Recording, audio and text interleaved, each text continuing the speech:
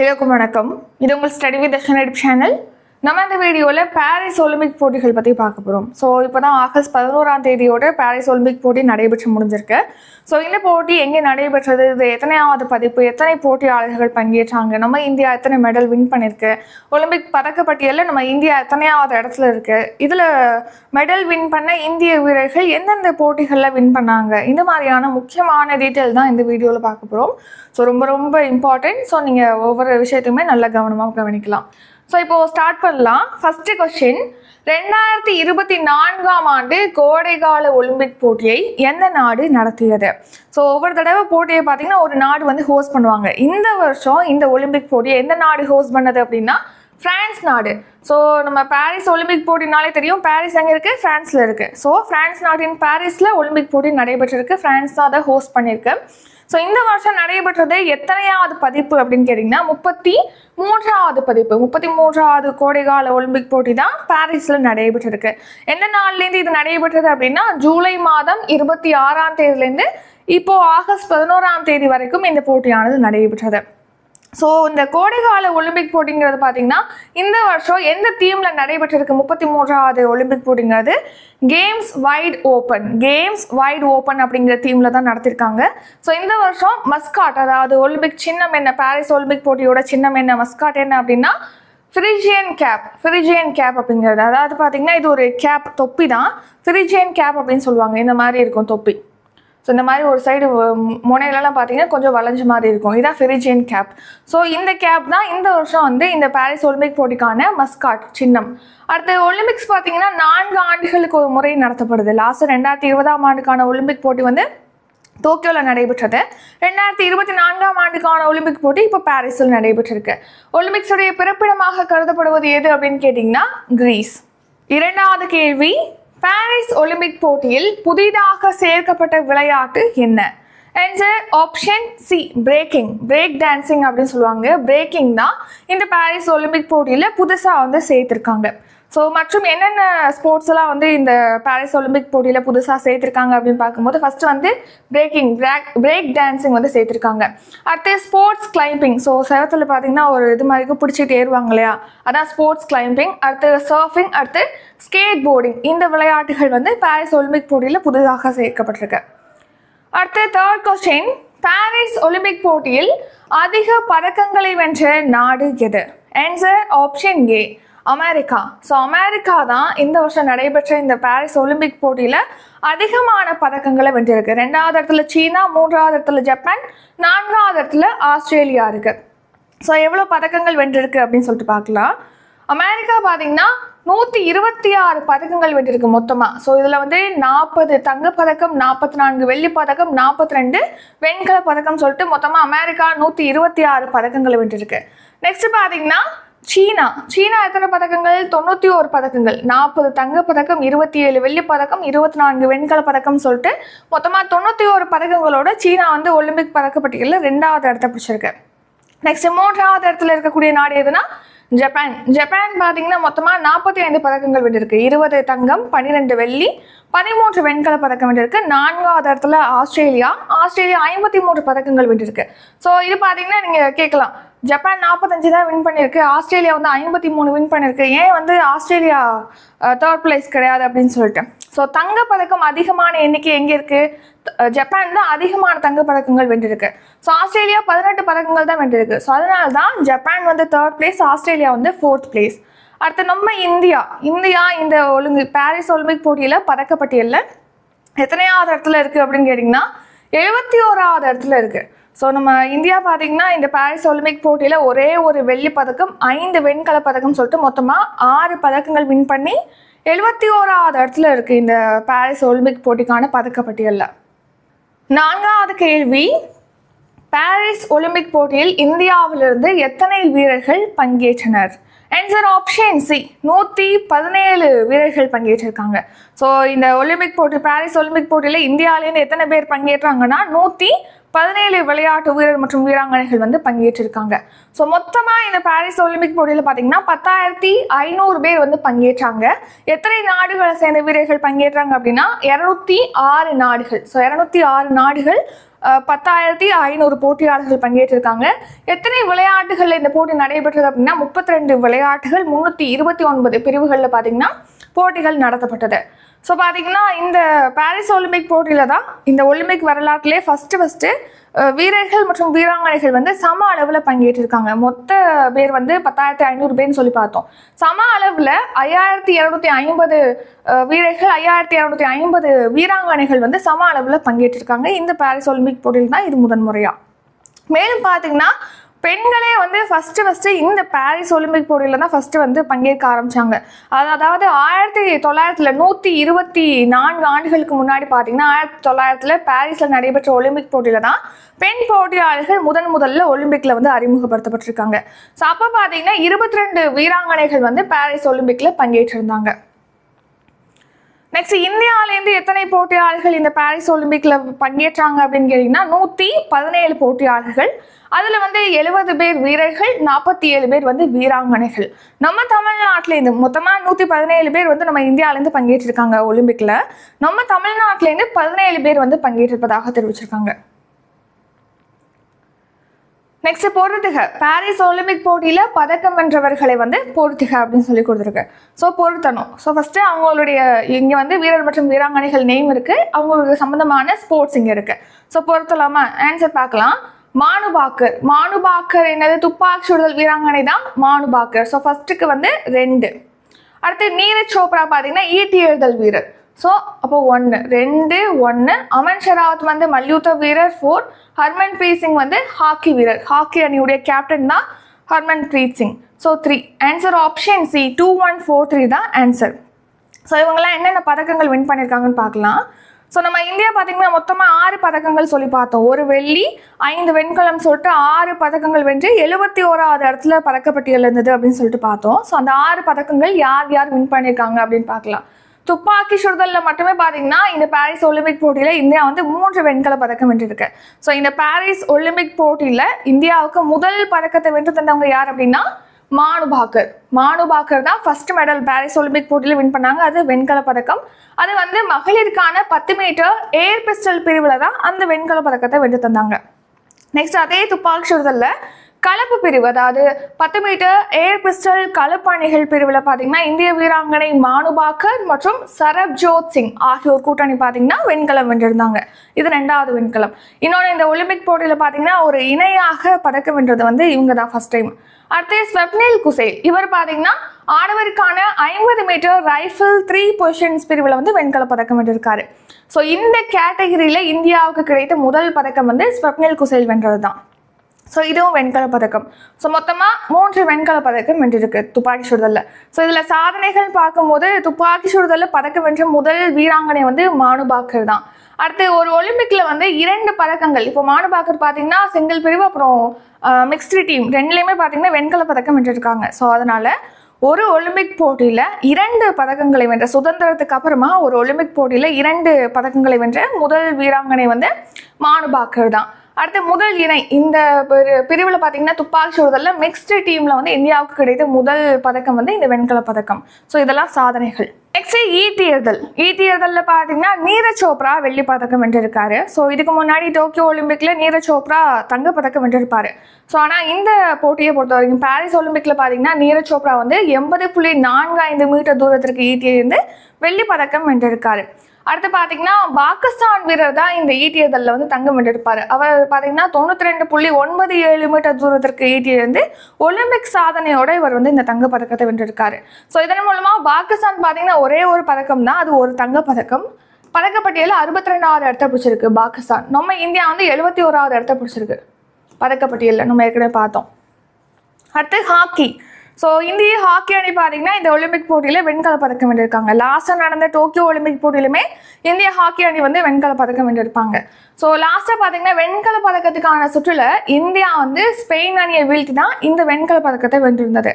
தங்கப்பதக்கம் வென்ற அணி எது அப்படின்னா நெதர்லாந்து, வெள்ளி பதக்கம் வந்து ஜெர்மனி அணி வின் பண்ணியிருக்கு. அடுத்து மல்யுத்தத்தில் இந்தியாவுக்கு ஒரு வெண்கலம் கிடைச்சிருக்கு. ஸோ பார்த்தீங்கன்னா அமன் ஷெராவத் தான் அந்த வெண்கல பதக்கத்தை வின் பண்ணியிருக்காரு. அமன் ஷெராவத் வந்து 57 கிலோ எடைப்பிரிவில் மல்யுத்தத்தில் 57 கிலோ எடைப்பிரிவில் இந்தியாவுக்கு வெண்கல பதக்கம் வென்று தந்திருக்காரு. ஸோ இவர் தான் ஒலிம்பிக் போட்டிகளில் இந்தியாவுக்கு பதக்கம் வென்ற இளம் வீரர். இவருடைய வயது என்ன அப்படின்னு கேட்டிங்கன்னா 21. நெக்ஸ்ட்டு ஒலிம்பிக்ல பார்த்தீங்கன்னா இது வரைக்கும் அதாவது பாரிஸ் ஒலிம்பிக் போட்டிக்கு முன்னாடி வரைக்கும் இந்தியா பார்த்தீங்கன்னா 10 தங்கப்பதக்கம் வென்றிருந்தது. 10 தங்கப்பதக்கத்தில் 8 வந்து ஹாக்கி அணி வின் பண்ணி கொடுத்துருக்கு. ஒரு தங்கம் வந்து துப்பாக்கி சுடுதல் வீரர் வின் பண்ணது அபினவ் பிந்த்ரா. அடுத்து ஒரு தங்கப்பதக்கம் வந்து லாஸ்ட் ஒலிம்பிக் போட்டியில் நீரஜ் சோப்ரா வின் பண்ணாங்க. ஸோ மொத்தமாக 10 தங்கம் வென்றிருக்கு, 9 வெள்ளி, 16 வெண்கல பதக்கம் சொல்லிட்டு 35 பதக்கங்கள் வென்றிருந்தது பாரிஸ் ஒலிம்பிக் போட்டிக்கு முன்னாடி வரைக்கும். இப்போ பாரிஸில் 6 பதக்கங்கள் வென்றிருக்கா. ஸோ மொத்தமாக எத்தனை பதக்கங்கள் ஒலிம்பிக் போட்டியில் இது வரைக்கும் இந்தியா வின் பண்ணியிருக்குன்னா 41 பதக்கங்கள் வின் பண்ணியிருக்கு. அடுத்த 6வது கேள்வி, ஒலிம்பிக்ஸ் வரலாற்றிலேயே முதன்முறையாக எந்த நதியில் தொடக்க அணிவகுப்பு நடைபெற்றது? ஆன்சர் சென் நதி. ஸோ பார்த்தீங்கன்னா எப்போதுமே ஒரு ஸ்டேடியத்தில் தான் வந்து ஒலிம்பிக் போட்டிகள் தொடங்குறது முடிவு பெறும்போதெல்லாம் வந்து அணிவகுப்பு நடத்துவாங்க. அது எல்லாமே வந்து ஸ்டேடியத்தில் தான் நடத்துவாங்க. இந்த தடவை தான் ஒலிம்பிக் வரலாற்றிலே வந்து முதன்முறையாக ஒரு நதியில் வந்து இந்த அணிவகுப்பு நடத்தப்பட்டிருக்கு. அது எந்த நதியில் வந்து நடத்தப்பட்டிருக்கு அப்படின்னா பாரிஸில் இருக்கக்கூடிய சென் நதியில் தான் அந்த தொடக்க அணிவகுப்பு நடத்தப்பட்டிருக்கு. ஸோ இந்த அணிவகுப்பு பொறுத்த வரைக்கும் பார்த்தீங்கன்னா இதில் வந்து தொடக்க அணிவகுப்பில் நம்ம இந்திய வீரர் மற்றும் வீராங்கனைகள் 2 பேர் வந்து இந்திய ஃப்ளாகை வந்து ஏந்தி சென்றிருப்பாங்க. ஸோ அதெல்லாம் யார் அப்படின்னு சொல்லிட்டு பின்னாடி பார்க்கலாம். ஸோ இப்போ பாரிஸில் சென் நதியில் தொடக்க அணிவகுப்பு நடைபெற்றிருக்கு. இந்த வருஷம் பாரிஸில் தான் ஒலிம்பிக் போட்டி கண்டக்ட் பண்ணியிருக்காங்க. இந்த பாரிஸில் இது வரைக்கும் பார்த்தீங்கன்னா எத்தனை முறை ஒலிம்பிக் போட்டி நடைபெற்றிருக்கு அப்படின்னா ஏற்கனவே 2 முறை நடந்திருக்கு. இப்போ 3வது முறையாக நடைபெற்றிருக்கு. ஏற்கனவே எப்போ நடைபெற்றதுன்னா 1900 ஒரு தடவை பாரிஸில் நடைபெற்றது. 1924ஆம் ஆண்டு பாரிஸில் நடைபெற்றது. இப்போ 2024ஆம் ஆண்டு பாரிஸில் ஒலிம்பிக் போட்டி நடைபெற்றிருக்கு. ஸோ 3வது முறையாக பாரிஸில் ஒலிம்பிக் போட்டி நடைபெற்றிருக்கு. ஸோ அதன்படி 3 முறை ஒலிம்பிக் போட்டிகள் நடந்த நகரம் அப்படிங்கிற 2வது இடத்தை பிடிச்சிருக்கு. 3 முறை ஒலிம்பிக் போட்டிகள் நடத்திய 2வது நகரம் தான் பாரிஸ். முதல் நகரம் எது அப்படின்னா லண்டன். லண்டனில் 1908, 1948 அப்புறம் 2012 ஆகிய ஆண்டுகளில் ஒலிம்பிக் போட்டிகள் நடத்தப்பட்டிருக்கு. 7வது கேள்வி, பாரிஸ் ஒலிம்பிக் போட்டியில் தொடக்க அணிவகுப்பில் இந்திய தேசிய கொடியை ஏந்தி சென்றவர் யார்? ஆன்சர் ஆப்ஷன் பி, PV சிந்து மற்றும் சரத் கமல்.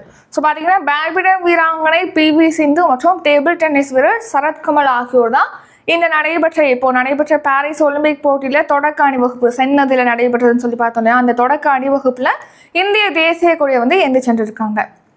ஸோ அடுத்து நிறைவு நிகழ்ச்சி இருந்துச்சு இல்லையா, அதாவது ஆகஸ்ட் 11ஆம் தேதி பார்த்தீங்கன்னா ஃபஸ்ட்டு வந்து தொடங்கும் போது தொடக்க அணிவகுப்பு, இந்த போட்டி முடியும் போது பார்த்தீங்கன்னா இறுதி நிகழ்ச்சியில் அணிவகுப்பு நடத்துவாங்க இல்லையா. அதில் பார்த்தீங்கன்னா க்ளோசிங் செரமனியில் இந்திய தேசிய கொடியை ஏந்தி சென்றவங்க யார் அப்படின்னு கேட்டிங்கன்னா மானு பாக்கர், அதாவது 2 வெண்கல பதக்கம் வென்ற மானு பாக்கர் மற்றும் வெண்கல பதக்கம் வென்ற இந்திய ஹாக்கி அணியில் இடம்பெற்ற ஸ்ரீஜேஷ் அவர்கள் தான் இந்த இறுதி அணிவகுப்பில் பார்த்தீங்கன்னா இந்திய தேசிய கொடியை ஏந்தி சென்றிருக்காங்க. நெக்ஸ்ட் 8வது கேள்வி, பாரிஸ் ஒலிம்பிக் போட்டியில் இந்திய அணியின் தலைவராக தேர்ந்தெடுக்கப்பட்டவர் யார்? Answer option C, Gagan Narang. So பார்த்தீங்கன்னா பாரிஸ் ஒலிம்பிக் போட்டியில் 117 வீரர்கள் இந்தியாவிலேருந்து 117 வீரர்கள் வந்து பங்கேற்பதற்காக சென்றிருக்காங்க. ஸோ அந்த இந்திய அணியுடைய தலைவராக யார் நியமிக்கப்பட்டிருக்காங்க அப்படின்னா ககன் நரங். இவர் வந்து துப்பாக்கி சுடுதல் வீரர். ஸோ இவர் பார்த்தீங்கன்னா 2012ஆம் ஆண்டு நடைபெற்ற லண்டன் ஒலிம்பிக் போட்டியில் ஆண்களுக்கான 10 மீட்டர் ஏர் ரைஃபிள் பிரிவில் வெண்கல பதக்கம் வென்றிருக்கார். யாரு? ககன் நரங். அடுத்து பார்த்தீங்கன்னா அபினவ் பிந்த்ரா தான் ஒலிம்பிக் போட்டியிலே பார்த்தீங்கன்னா இந்தியாவுக்கு வந்து தனிநபர் பிரிவில் முதல் தங்க பதக்கத்தை வென்று தந்தவர். ஸோ அபினவ் பிந்த்ரா வந்து துப்பாக்கி சுடுதல் வீரர். ஸோ இவர் பார்த்தீங்கன்னா 2008ஆம் ஆண்டு பெய்ஜிங் ஒலிம்பிக் போட்டியில் இந்தியாவுக்கு வந்து தங்கப்பதக்கம் வென்று தந்திருப்பார். அதாவது 10 மீட்டர் ஏர் ரைஃபிள் பிரிவில் இந்தியாவுக்கு வந்து முதல் தனிநபர் தங்கப்பதக்கத்தை வின் பண்ணியிருப்பார். ஸோ இவருக்கு பார்த்தீங்கன்னா இந்த அபினவ் பிந்த்ராக்கு அவர்களுக்கு பார்த்தீங்கன்னா IOC, அதாவது இன்டர்நேஷனல் ஒலிம்பிக் கமிட்டி, சர்வதேச ஒலிம்பிக் சங்கம் பார்த்தீங்கன்னா ஒலிம்பிக் ஆர்டர் விருது, உயரிய விருதான ஒலிம்பிக் ஆர்டர் விருதை வந்து இப்போ வழங்கியிருக்கு. இதுவும் ரொம்ப இம்பார்ட்டன்ட், நோட் பண்ணிக்கோங்க. 9வது கேள்வி, பாரிஸ் ஒலிம்பிக்ஸ் போட்டியில் பங்கேற்கும் இந்திய அணியின் மூத்த போட்டியாளர் யார்? ஸோ 117 பேர் வந்து கலந்து கொண்டாங்களே இந்தியாவிலேருந்து பாரிஸ் ஒலிம்பிக் போட்டியில். அதில் வயது மூத்த போட்டியாளர் யார் அப்படின்னு கேட்டிங்கன்னா ரோஹன் போபண்ணா. இவர் வந்து டென்னிஸ் வீரர். இப்போ ஒரு சமீபத்தில் பார்த்தீங்கன்னா இவர் ஓய்வு அறிவிச்சிருக்காரு. ஸோ பார்த்தீங்கன்னா இந்த ஒலிம்பிக் போட்டி பாரிஸ் ஒலிம்பிக் போட்டியிலே வந்து பங்கேற்ற இளம் போட்டியாளர் யார் அப்படின்னா ஜெங் ஹாவ் ஹாங் என்பவங்க. இவங்க வந்து சீனாவை சேர்ந்த ஸ்கேட் போர்டிங்கில் வந்து பங்கு பெற்றிருக்காங்க. இவங்களுடைய வயது 11. Zheng have have. அடுத்து மூத்த போட்டியாளர் இந்த பாரிஸ் ஒலிம்பிக் போட்டியில ஒட்டுமொத்தமாக பங்கேற்ற மூத்த போட்டியாளர் யார் அப்படின்னா ஜில் இர்விங். இவங்களுடைய வயது 61. இவங்க கனடாவை சேர்ந்தவங்க. குதிரையேற்ற போட்டியில் பங்கேற்றிருக்காங்க. அடுத்து நம்ம இந்தியாவிலேருந்து பங்கேற்ற இளம் போட்டியாளர் யார் அப்படின்னா தினிதி தேசுங். இவங்க வந்து நீச்சல் வீராங்கனை. ஸோ இவங்களுடைய வயது 14. ஸோ தினிதி தேசுங் அவர்கள் பார்த்தீங்கன்னா மகளிருக்கான 200 மீட்டர் ஃப்ரீ ஸ்டைல் பிரிவில் வந்து பங்கேற்றிருக்காங்க. அடுத்த மூத்த போட்டியாளர் யார் அப்படின்னா ரோஹன் போபண்ணா. இவருடைய வயது 44. இவர் டென்னிஸில் வந்து பங்கேற்றிருக்காரு. ஸோ இவர் பார்த்தீங்கன்னா ஒலிம்பிக் போட்டியோட இவர் வந்து சர்வதேச டென்னிஸ்லேருந்து ஓய்வு பெறுவதாகவும் அறிவிச்சிருக்காரு. ஸோ இதிலே பார்த்தீங்கன்னா ஸ்ரீஜேஷ் அவர்களுமே வந்து ஓய்வு பெறுவதாக அறிவிச்சிட்டாரு. இந்திய ஹாக்கி அணி வெண்கலம் பதக்கம் வென்றது இல்லையா, அதில் கோல் கீப்பராக இருந்தவர் தான் ஸ்ரீஜேஷ், PR ஸ்ரீஜேஷ். அவருமே வந்து ஓய்வு பெறுவதாக அறிவிச்சிருக்காரு. அடுத்த 10வது கேள்வி, இந்தியாவின் இளம் ஒலிம்பிக்ஸ் நடுவர் யார்? ஆன்சர் கபிலன் சாய் அசோக். ஸோ இவர் வந்து பாக்ஸிங் வீரர் கபிலன் சாய் அசோக். இவர் தான் இந்த பாரிஸ் ஒலிம்பிக் போட்டியில் பங்கேற்ற இளம் நடுவர். இந்தியாவிலேருந்து ஒலிம்பிக் போட்டியில் நடுவராக இடம்பெற்றவங்களில் இளம் நபர் வந்து இந்த கபிலன் சாய் அசோக் தான். ஸோ இவருடைய வயது என்ன அப்படின்னா 32. ஸோ இவர் வந்து முன்னாள் சர்வதேச குத்துச்சண்டை வீரர். மேலும் பார்த்தீங்கன்னா இவர் இளம் நடுவர். மேலும் இவர் இந்தியாவிலேருந்து ஒலிம்பிக் போட்டியில் நடுவராக பங்கேற்கக்கூடிய 4வது இந்தியர். அடுத்த 11வது கேள்வி, ஒலிம்பிக் மல்யுத்தத்தில் வினேஷ் போகாட் எந்த எடை பிரிவில் களமிறங்கினார்? ஆன்சர் 50 கிலோ எடை பிரிவு. ஸோ பார்த்தீங்கன்னா வினேஷ் போகாட் வந்து மல்யுத்த வீராங்கனை, இந்திய மல்யுத்த வீராங்கனை. இவங்க வந்து ஒலிம்பிக் போட்டியில் பாரிஸ் ஒலிம்பிக்ல எந்த எடை பிரிவில் கிளம்புறாங்கனாங்க அப்படின்னா 50 கிலோ எடை பிரிவில். நம்ம எல்லாருக்குமே தெரியும். ஸோ இவங்க பார்த்தீங்கன்னா ஃபைனல்ஸ்க்கு முன்னேறிய முதல் இந்திய வீராங்கனை. மல்யுத்தத்தில் ஃபைனல்ஸ்க்கு முன்னேறிய ஒலிம்பிக் போட்டியில் ஃபைனல்ஸ்க்கு முன்னேறிய முதல் இந்திய வீராங்கனை. வினேஷ் போகாட் பார்த்தீங்கன்னா இறுதி சுற்றில் பங்கேற்க முடியலை. ஏன்னா இவங்க 50 கிலோ எடை பிரிவில் பங்கேற்றாங்க. ஆனால் 100 கிராம் வந்து கூடுதலாக இவங்க எடை இருந்ததுனால இறுதி போட்டியில் அவங்க பங்கேற்க முடியாமல் அவங்கள தகுதி நீக்கம் செய்துட்டாங்க. ஸோ இப்போ அவங்க மேல்முறையீடு செஞ்சுருக்காங்க. ஸோ அதுக்கான தீர்ப்பு இன்னைக்கு வழங்குவதாக தெரிவிச்சிருக்காங்க. ஸோ அது வந்தால் நமக்கு தெரியும் இவங்களுக்கு பதக்கம் இருக்கா இல்லையா அப்படிங்கிறத. ஸோ வினேஷ் போகாட் மல்யுத்த வீராங்கனை. அடுத்து மல்டிபிள் மெடல்ஸ் வின்னர்ஸ். ஸோ பார்த்தீங்கன்னா இப்போது ஒலிம்பிக் வரலாற்றிலே வந்து இந்தியாவிலேருந்து பங்கேற்று 1க்கு மேற்பட்ட பதக்கங்களை வென்றவங்க யார் அப்படின்னு பார்ப்போம். ஸோ நீரஜ் சோப்ரா பார்த்தீங்கன்னா இந்த பதக்கப்பட்டியலில் மல்டிபிள் மெடல் வின்னர்ஸ் பட்டியலில் வந்து சேர்ந்திருக்காரு. ஸோ நீரஜ் சோப்ரா வந்து 2020ஆம் ஆண்டு டோக்கியோ ஒலிம்பிக் போட்டியில் தங்க பதக்கம் வென்றிருப்பார். இந்த வருஷம் நடைபெற்ற போட்டியில் வெள்ளி பதக்கம் வென்றிருக்காரு. 2 பதக்கங்கள் வென்றிருக்காரு. ஸோ அடுத்து மானு பாக்கர் பார்த்தீங்கன்னா இந்த வருஷம் நடைபெற்ற ஒலிம்பிக் போட்டியில் 2 வெண்கல பதக்கம் வென்றிருக்காங்க. அடுத்து பிவி சிந்து பேட்மிண்டன் வீராங்கனை. இவங்க 2016 வெள்ளி பதக்கம் வென்றிருந்தாங்க. அடுத்து 2020ஆம் ஆண்டு வெண்கல பதக்கம் வென்றிருந்தாங்க. அடுத்து சுஷில் குமார், இவர் வந்து மல்யுத்த வீரர். ஸோ இவர் பார்த்தீங்கன்னா 2008ஆம் ஆண்டு பெய்ஜிங் ஒலிம்பிக்கில் வெண்கலம் வென்றிருக்காரு. 2012ஆம் ஆண்டு லண்டன் ஒலிம்பிக்கில் வெள்ளி பதக்கம் வென்றிருக்காரு. ஸோ அதுக்கப்புறம் இதெல்லாம் பார்த்தீங்கன்னா சுதந்திரத்துக்கு அப்புறமா, நம்ம இந்தியா சுதந்திரம் அடைந்ததுக்கு அப்புறமா 2 பதக்கங்கள் வென்றவங்க. சுதந்திரம் அடைவதற்கு முன்னாடி பார்த்தீங்கன்னா ஆங்கிலேய இந்தியரான நார்மன் பிச்சர்ட் வந்து தடகளத்தில் 1900ஆம் ஆண்டு நடைபெற்ற பாரிஸில் 2 வெள்ளி பதக்கம் வென்றிருப்பார். ஒரே ஒலிம்பிக்கில் 2 வெள்ளி பதக்கம் வென்றிருப்பார். அடுத்து 12வது கேள்வி, அடுத்த ஒலிம்பிக் போட்டி எங்கு நடைபெற உள்ளது? ஸோ இப்போ 2024ஆம் ஆண்டு பாரிஸில் நடைபெற்றிருக்கு. அதுக்கு முன்னாடி 2020 டோக்கியோவில் நடைபெற்றது. இப்போ அடுத்த போட்டி எங்கே நடைபெற இருக்கு 2028 அப்படின்னு கேட்டிங்கன்னா அமெரிக்காவில் லாஸ் ஏஞ்சல்ஸ் நகரில் நடைபெற இருக்கு. லாஸ் ஏஞ்சல்ஸில் தான் 2028ஆம் ஆண்டுக்கான ஒலிம்பிக் போட்டியானது நடைபெற இருக்கு. அடுத்த குளிர்கால ஒலிம்பிக் போட்டிகளை பொறுத்த வரைக்கும் இது லாஸ்ட்டாக 2022 பெய்ஜிங்கில் நடைபெற்றது. அடுத்து 2026 இத்தாலியில் நடைபெற இருக்கு. 2030ஆம் ஆண்டு பிரான்ஸில் நடைபெற இருப்பதாக தெரிவிச்சிருக்காங்க. நெக்ஸ்ட் லாஸ்ட் ஒலிம்பிக் போட்டியும் பார்க்கலாம். 2020ஆம் ஆண்டுக்கான டோக்கியோ ஒலிம்பிக் போட்டியில் இந்தியாவுடைய பதக்கங்களை பார்க்கலாம். இந்தியா பார்த்தீங்கன்னா 7 பதக்கங்கள் வென்றிருந்தது. 1 தங்க பதக்கம், அடுத்து 2 வெள்ளி பதக்கம், அடுத்து 3 வெண்கல பதக்கம் அப்படின்னு சொல்லிட்டு 4 வெண்கல பதக்கம் வின் பண்ணியிருந்தாங்க. ஸோ அதை பார்க்கலாம். நீரஜ் சோப்ரா பார்த்தீங்கன்னா ஈட்டியதில் ஒரு தங்கம் வின் பண்ணியிருந்தாரு. மீராபாய் சானு அவர்கள் பளுதூக்குதலில் வெள்ளி பதக்கம் வென்றிருந்தாங்க. ரவிக்குமார் தாஹியா மல்யுத்தத்தில் வெள்ளி பதக்கம் வென்றிருந்தாங்க. அடுத்து PV சிந்து பேட்மிண்டனில் வெண்கல பதக்கம், லவ்லினா போர்கோஹைன் வந்து குத்துச்சண்டையில் ஒரு வெண்கல பதக்கம் வின் பண்ணியிருந்தாங்க. அடுத்து பஜ்ரங் புனியா வந்து மல்யுத்தத்தில் வெண்கல பதக்கம் வென்றிருந்தாரு. இந்திய ஆடவர் ஹாக்கி அணி பார்த்தீங்கன்னா ஒரு வெண்கல பதக்கம். ஸோ மொத்தமாக 7 பதக்கங்கள் லாஸ்ட்டாக நடைபெற்ற டோக்கியோ ஒலிம்பிக் போட்டியில் இந்தியா வந்து வின் பண்ணியிருந்தது. ஸோ இதுடன் பாரிஸ் ஒலிம்பிக் போட்டி பற்றிய வீடியோ வந்து நிறைவடையுது. ஸோ அடுத்து வேறு ஏதாவது டாபிக் உங்களுக்கு வேணும் அப்படின்னா டிஸ்கிரிப்ஷனில் கமெண்ட் பண்ணுங்கள் நீங்கள் உங்களுக்கு என்ன டாபிக் வேணும் அப்படிங்கிறத. அடுத்து மந்த்லி கரண்ட் அஃபேர்ஸ் PDF வந்து நம்ம ப்ரொவைட் பண்ணுறோம். ஜூலை வரைக்கும் இருக்குது. ஸோ அது வரையிலான கரண்ட் அஃபேர்ஸ் நீங்கள் பை பண்ணிக்கலாம். டிஸ்கிரிப்ஷனில் அதுக்கான ப்ரைஸ் டீட்டெயில் வந்து கொடுத்துருக்கோம், செக் பண்ணிக்கோங்க. அப்கமிங் பார்த்தீங்கன்னா Group 2 and 2Aக்கு ரிவிஷன் பேட்ச் வந்து ஸ்டார்ட் ஆகுது ஆகஸ்ட் 17ஆம் தேதி. ஸோ அதில் ஜாயின் பண்ணோம் அப்படின்னா அதுக்கான ஃபீஸ் வந்து 300 ரூபி. அடுத்து மேக்ஸ் பேட்ச் இருக்குது, SI பேட்ச் இருக்குது. அப்கமிங் டெஸ்ட் பேட்ச் பற்றிய டீட்டெயிலாம் டிஸ்கிரிப்ஷனில் கொடுத்துருக்கோம். நீங்கள் ஒன்ஸ் செக் பண்ணிவிட்டு ஜாயின் பண்ணிக்கலாம். இந்த வீடியோ உங்களுக்கு பிடிச்சிருந்தா லைக் பண்ணுங்கள், ஷேர் பண்ணுங்கள். நம்ம சேனலில் நீங்கள் இன்னும் சப்ஸ்கிரைப் பண்ணலைன்னா மறக்காமல் சப்ஸ்கிரைப் பண்ணிக்கோங்க. நன்றி, வணக்கம்.